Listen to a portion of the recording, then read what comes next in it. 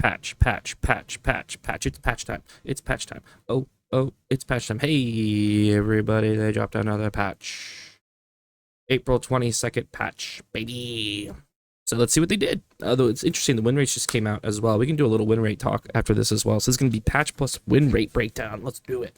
So, Conquest event. Well, first, plant your flag. Hope it's a nice one. Conquest, more stuff that I don't really pay attention to, but for some people, they love it. So this is your jam. This is your squeeze. Go for it, man.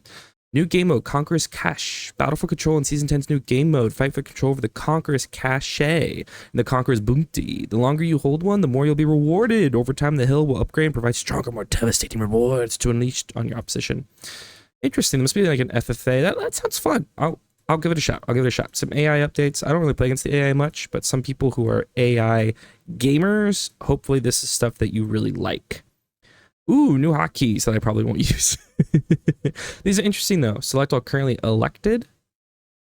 We have elections. Is this selected?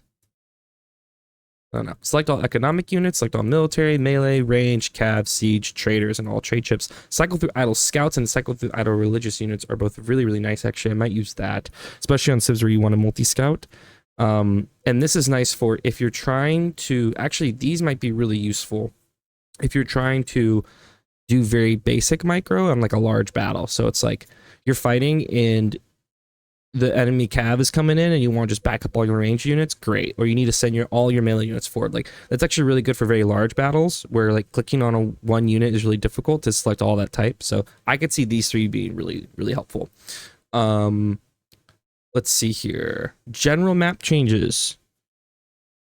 Secret issue prevented Ronan from being hired if the player didn't have any food. The Ronan was like, I don't support broke boys.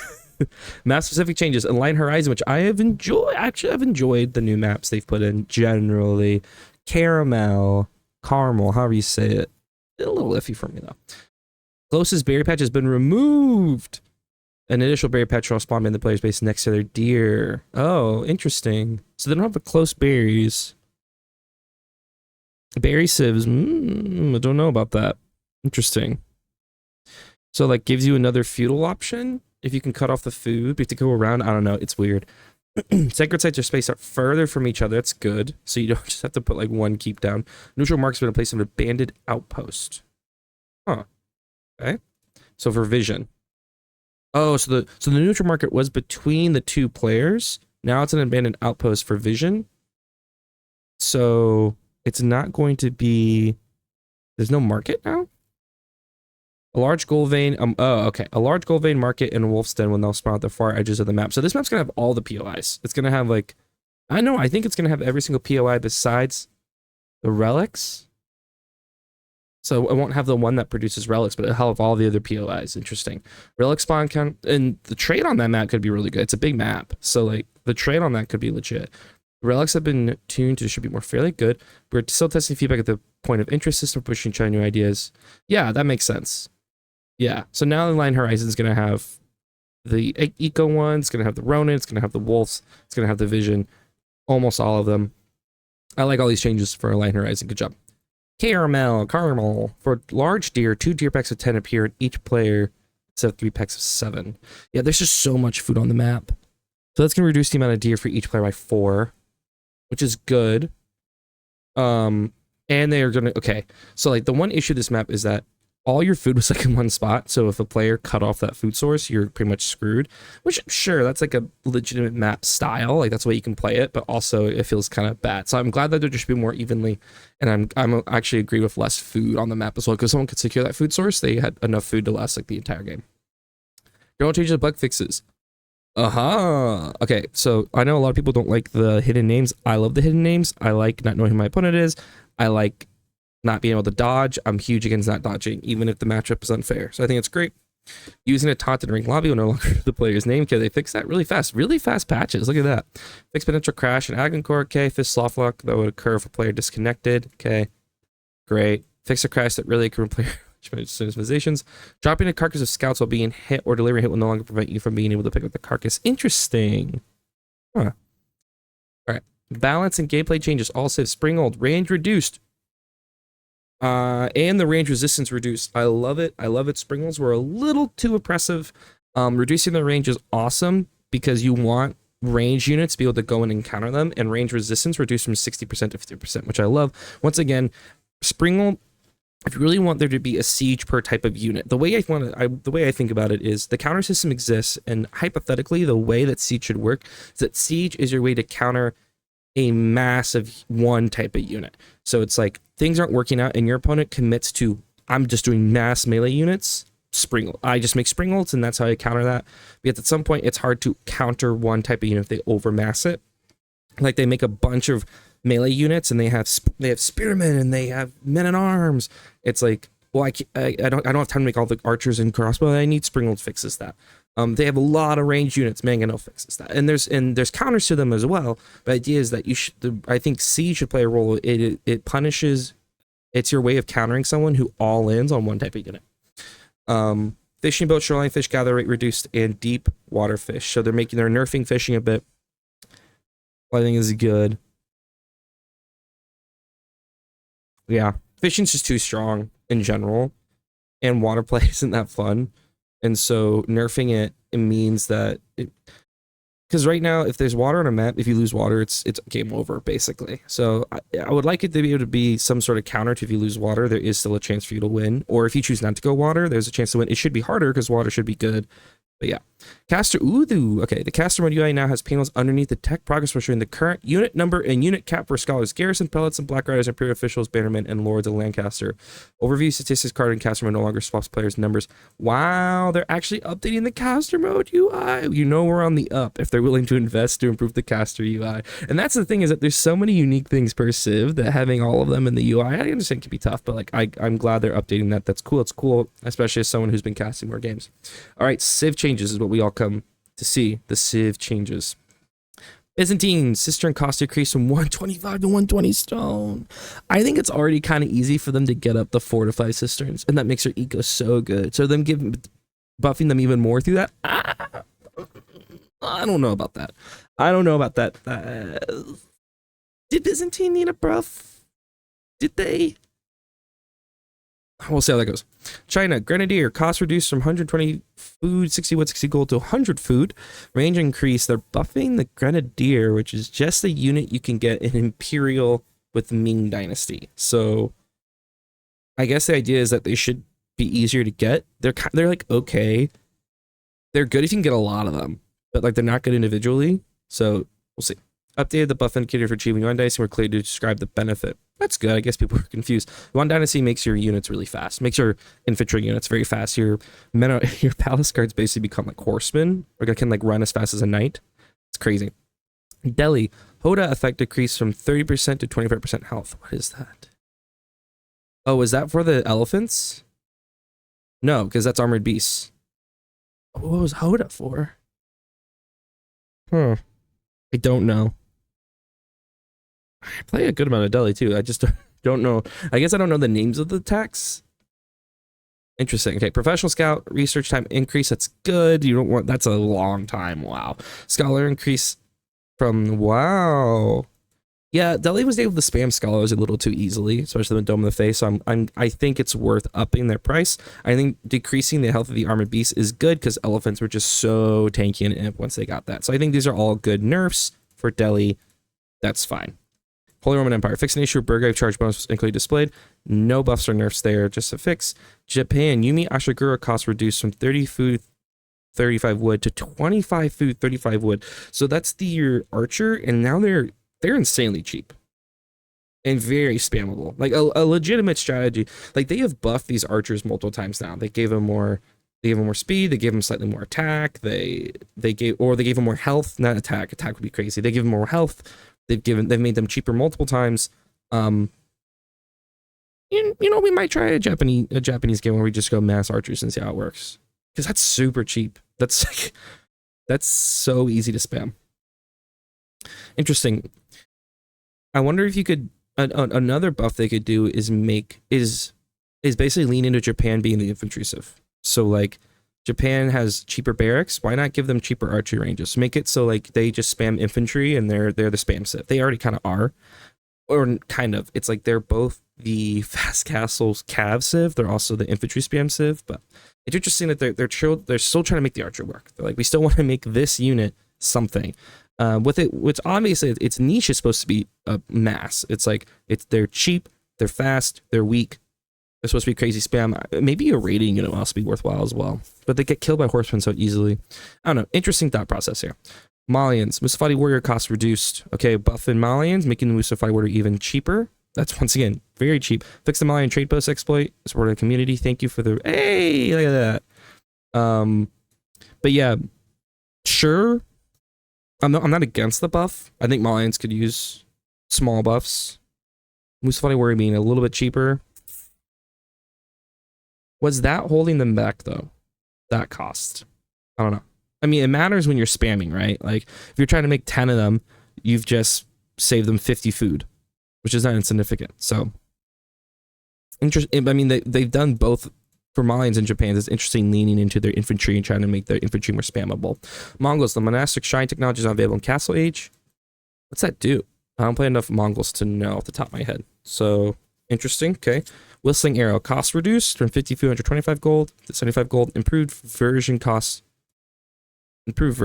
reduced. Is that the correct word? Oh, for the improved version of the Whistling Arrow. Dummy. Research time reduced. Okay, so they're buffing Whistling Arrow, which is the power that makes it so, does that apply to all the arrows or just the one that gives them attack speed? But okay, sure. So they're making the Khan a more important unit by buffing their special abilities. The original hero unit, the Khan. Additional torches cost reduce. So once again, buffing Mongols, leaning into the idea that they get resources from burning buildings. So we're going to make that cheaper. They're also reducing the cost of raid bounty. Interesting. So all of these are leaning into the specialty of the Mongols, where it's the use of the Khan to buff your units and take good fights, where it's then using that to maybe take a really good engagement where you quickly burn down buildings and get more resources from that. So it's interesting when you see them obviously trying to buff a certain aspect of a civ. So like the spammability of Japan and Malians, the idea of like using the Khan to take good fights and burn buildings very quickly to get resources, all that there for Mongols as well. So it's interesting that that's the angle. They feel like Mongols aren't taking advantage of that. So why not? Let's make it cheaper. They were getting extra resources from Wolfstein. I don't play enough of the maps of Wolfstein on it to know that, but that's interesting. Ottomans, they're reducing the horse archer cost again and making them easier, faster to produce. They've been trying to make stop. It's like that meme. It's like, stop trying to make the Ottoman horse archer a thing. They're not a thing. The biggest issue for the Ottoman horse archer is that they're behind a paywall. You have to get so many. You can only get them in castle, and then you can only get them with the vizier point.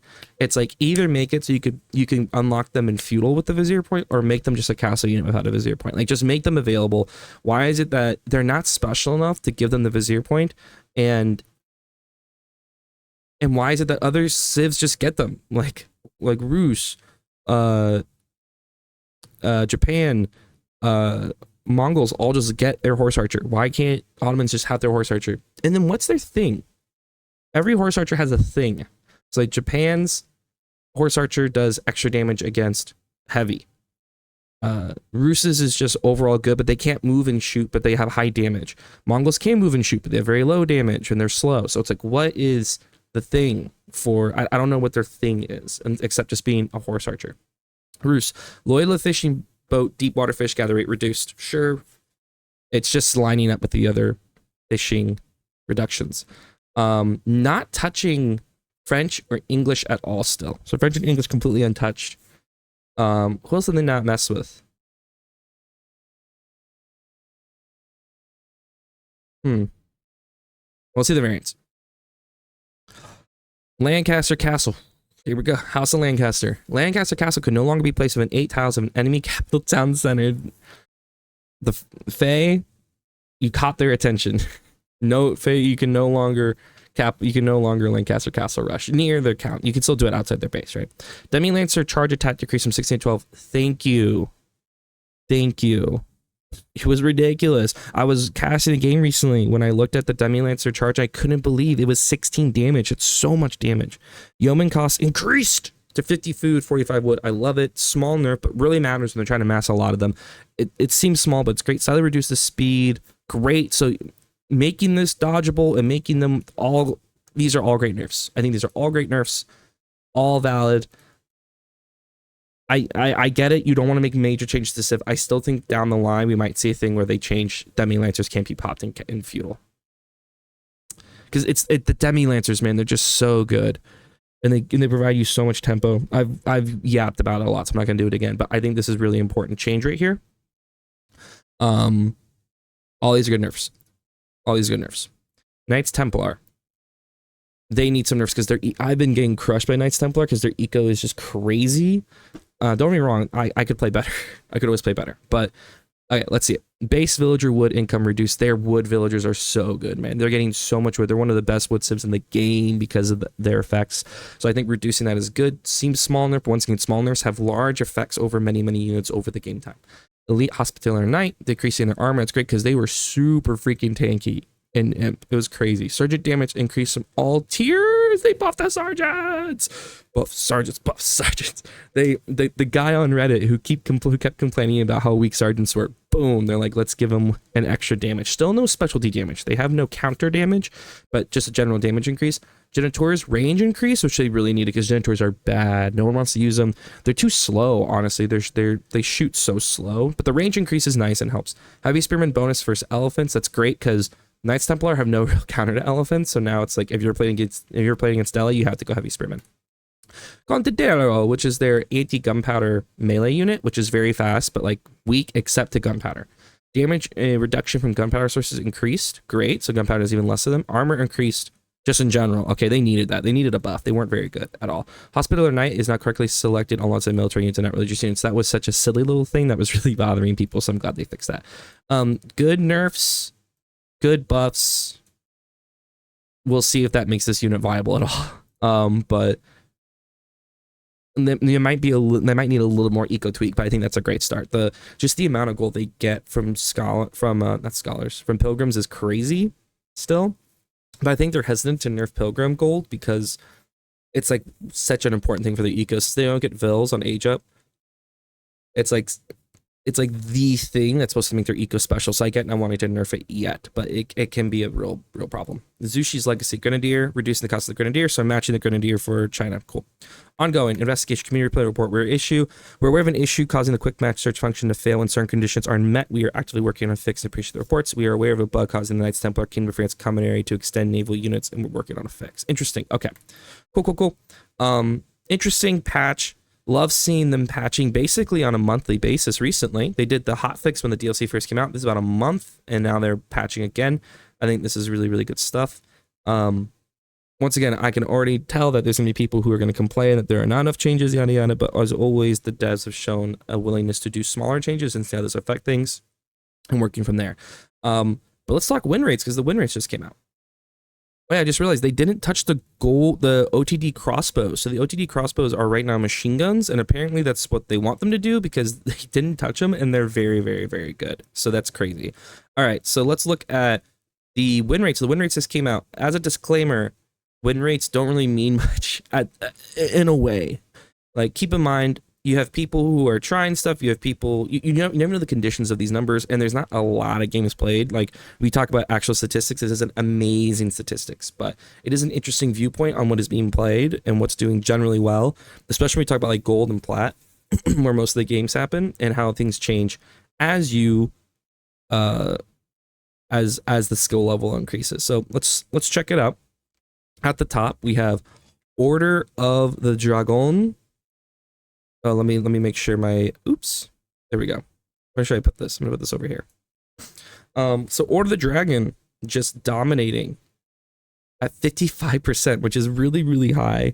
And they have 14,000 games played, and this is since the DLC, right? So to keep in mind, of the non-new civs, which are getting a lot of play, 68,000 for Knights Templar, 52,000 for House of Lancaster, 14,000 for OTD is one of, if not the highest. Oh no, it's not. So we have Japan and OTD getting a lot of run. So are Mongols, French getting a lot of run, HRE getting a lot of run, and then Rus and English, of course. So Actually, now that I'm looking at this, OTD is like mid-level run. So what's the least played? Malians at 6,000 is the least played. And Janduk. And Ayubid is not played really at all. Though Ayubid and Over the Dragon have the highest win rates in general, followed by Japan. And Knights Templar, I'm not surprised Knights Templar is probably doing really well from like anywhere diamond below. I think Knights Templar is doing really, really well. And then, of course, Delhi, House of Lancaster, and then Zushi in the middle. The worst is China at 44%. Youch! Doing only well against Mongol. That's interesting. But right now, Aldo Dragon has no negative win rate against anybody. Pretty crazy stuff. Ayubid only against Zushi, Lancaster, Delhi, and OTD. Once again, look at the match amounts. That's very, very little, so it's really hard to know if these are actually truthful, but just really interesting to look at and see what civs are played and versus not played. Let's look at the higher ranks, though. Let's look at Conquer and Better. Japan at 60% win rate. Over the Dragon at 60% win rate. Conquer Plus. That's crazy, man. I wonder... And like Japan is at a 72% against Biz on 25 games. One skip, 25 games. That could be like one person who's playing Japan a lot at Conquer Plus and doing really well. Like when you're at these numbers, it's like literally one person playing well or badly can completely shift these numbers. So not a big deal. I mean, like for example, Zushi has 9 games against Rus. That could have been like one guy spamming Zushi. So, Knights Templar with the worst win rate at Conquer and above. That's crazy. What is Japan just Dark Age rushing? Are they infantry all-inning? Like what is Japan doing right now? I haven't seen a lot of Japan games. The ones I've watched recently, I haven't played Japan much recently, but the ones I've watched, it's been like a few units into castle still. But I could see Dark Age Rush being good against a lot of these civs as Japan. It's funny because pros still, it's funny that these two civs are the highest because pros just generally look down on them. Look, they're say they're both really bad. Conquer 4. Yeah, once again, like I think this is also affected by the fact that at Conquer 4 and above, you have guys always prepping for tournaments, and these guys, and they're gonna play civs very selectively, and they're gonna play, and they're not gonna play some, and they're gonna play a lot of others. I think especially for Knights Templar and House of Lancaster, they're experimenting a lot with them. And they know the other civs so very well that they can counter a lot of what these civs are doing right now in the early game. But interesting stuff. 68% in Japan. That's just really funny to me. But yeah, win rates are interesting.